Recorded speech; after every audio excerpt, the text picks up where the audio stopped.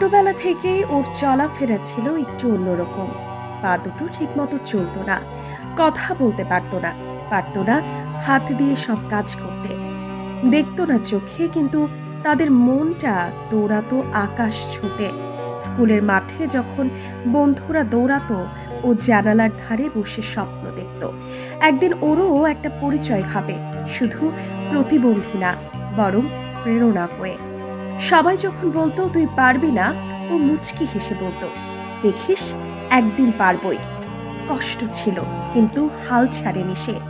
ধীরে ধীরে নিজের যে তার ইচ্ছা শক্তিকে এক করে এগিয়ে গেল সে। পড়ালেখায় ভালো ফল, কম্পিউটার শেখা, তারপর একটা ছোট চাকরি, সব নিজে করেই দেখাবে। বর্তমান সময় ডিজিটাল, তাই প্রতিবন্ধী ব্যক্তিরাও ডিজিটাল দুনিয়ায় পিছিয়ে থাকবে না।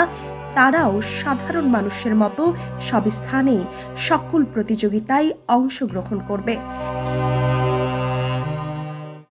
এমন চিন্তা নিয়েই রাজশাহী সিটি ও বাঘা উপজেলার মোট 50 জনকে 4টি ভাগে 25 জন করে মোট 32 দিনের সমতা নারী কল্যাণ সংস্থার SNKS আয়োজনে centre for disability in development CDD বাস্তবায়নকারী সংস্থা এবং CBN গ্লোবাল ডিসেবিলিটি ইনক্লুশন ও CBM সুইজারল্যান্ডের অর্থায়নে রাজশাহীর হেতেমখা বিদ্যুৎ অফিসের সামনে আত্ম উন্নয়ন কারিগরি প্রশিক্ষণ ইনস্টিটিউটে বিশেষ প্রশিক্ষণের আয়োজন করা হয়।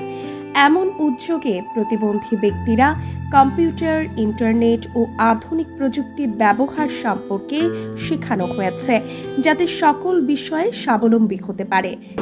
এর আগে কোনোদিন কোথাও প্রশিক্ষণ নেই, এখানে আমি প্রশিক্ষণ নিয়েছি। আমি অনেক কিছু জানতে পারছি, যেখানে আমি অজানা ছিল সেখানে প্রচণ্ড অভিজ্ঞতা হচ্ছে, আমার অনেক ভালো লেগেছে। আমাদের যে প্রশিক্ষণ হচ্ছে এটাতে নিয়ে আমরা অনেক কিছু শিখতে পারছি। আমরা শিখেছি ইন্টারনেট কি, তারপরে ডিজিটাল সাক্ষরতা কি, আর ইউটিউব কি।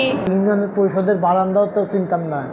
যে ক্ষেত্রে আমরা যে প্রশিক্ষণটা করেছি, এখানে করার পরে আসলে অনেক আমাদের উপকার হয়েছে বলতে গেলে এখন উপজেলা পর্যায়ে একলা মুভ করতে পারি, ইউনিয়ন পর্যায়ে একলা মুভ করতে পারি, জেলা বিভাগ সব জায়গাতে আমরা একলাই মুভ করতে পারি। আমি যেহেতু একজন শিক্ষিত ডিগ্রি পাস, তারপরেও আমরা ঘরে বসে থাকতাম, মানুষের সাথে উঠা বসা করতে চাইতাম না।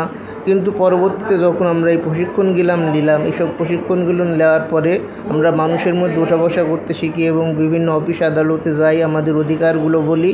প্রশিক্ষণ পরিচালনা করেন আত্ম উন্নয়ন কারিগরি প্রশিক্ষণ ইনস্টিটিউটের ব্যবস্থাপক পরিচালক ও লিড ট্রেনার জাহিদুল হায়দার এবং সঙ্গে ছিলেন অ্যাসোসিয়েট ট্রেনার মাহমুদ রাসেল সর্দার।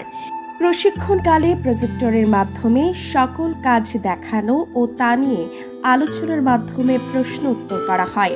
আমার বন্ধুরা ভাবতো আমি কোনো কাজ করতে পারবো না, লেখাপড়ায় ভালো না। ওরা লেখাপড়া ভালো করে কেউ ডাক্তার হয়েছে, কেউ স্কুলের মাস্টার হয়েছে, আর আমি যে এই প্রজেক্টে কাজ করছি ওরা অবাক যে ওরে আমারে চাই এ আরও সুন্দর জায়গায় আছে। এখানে আসার আগে বা ট্রেনিংগুলো নেওয়ার আগে আমি হয়তো ঘরে বসে থাকতাম, জানতাম না যে আমাদের মাধ্যমে আমার ভিতরে এত প্রতিভা আছে। এই ট্রেনিংয়ের মাধ্যমে আমার প্রতিভাটা বিকাশ করছি।